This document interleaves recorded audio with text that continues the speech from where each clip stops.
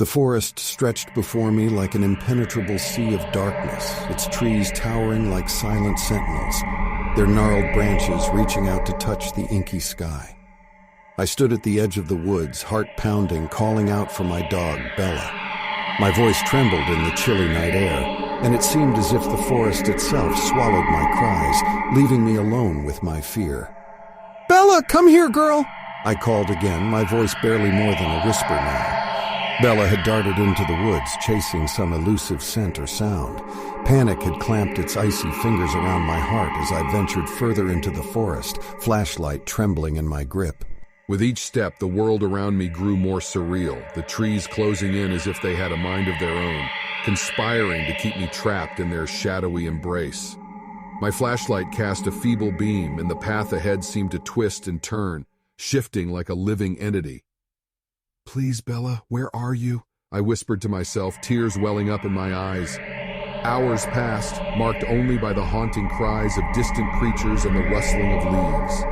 The forest had become a labyrinth, and I was its helpless prisoner. I had lost all sense of direction when I heard it, a faint whimper like a dog in distress. It was Bella. The sound beckoned me further into the forest, and without a second thought, I followed, my heart pounding in my chest. The forest grew even darker as I ventured deeper, the trees closing in around me. Their branches seemed to stretch and curl like skeletal fingers, their leaves rustling with secrets I could not comprehend. The air grew heavy with a foreboding presence that clung to me like a shroud. Finally, I stumbled upon a small clearing, bathed in an eerie, otherworldly light. Bella was there, cowering beneath a twisted oak tree, her eyes wide with terror. But it was not Bella that held my gaze. It was the trees that surrounded her. The trees in the clearing had transformed into grotesque, almost human-like forms, their trunks twisted and contorted, resembling twisted faces with hollow, sinister eyes that seemed to focus on me and Bella. It was as if the forest itself was watching us. My breath caught in my throat as I realized that the trees were moving. Their branches writhed like serpents, reaching out toward me and Bella. I clutched my flashlight, ready to defend us against this unnatural force. "Stay back," I shouted, my voice trembling. But the trees paid no heed to my warning. Their branches lashed out, ensnaring me and Bella in a nightmarish embrace. I screamed as I felt myself being lifted off the ground, suspended in the air, my limbs entangled in the gnarled limbs of the trees. Bella whimpered, her small body also ensnared in their grasp. Tears streamed down my face as I struggled to break free, but the trees held me fast, their grip tightening with each desperate gasp for air. The air grew heavy, and I felt a malevolent presence drawing closer, a shadowy figure cloaked in darkness. "Who are you?" I managed to choke out, my voice barely a whisper. The figure did not respond.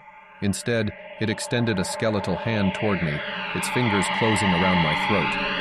I gasped for air, the world spinning around me, the forest twisting into a nightmarish realm of darkness and despair, and then everything went black. I awoke with a start, lying on the damp forest floor. Dawn was breaking, casting a pale, weak light upon the woods. I looked around, disoriented and shaken. Bella lay beside me, trembling but alive. It was as if the nightmare had never happened. Tears of relief filled my eyes as I hugged her close. We had escaped the clutches of the malevolent forest, but the memory of that night would haunt me forever. I knew that I had glimpsed something ancient and sinister, something that lurked in the heart of the woods, watching and waiting for those who dared to venture too deep. With Bella by my side, I stumbled out of the forest, vowing never to return to that cursed place. I had survived the horrors of the night, but I knew that the forest held secrets that were better left undisturbed.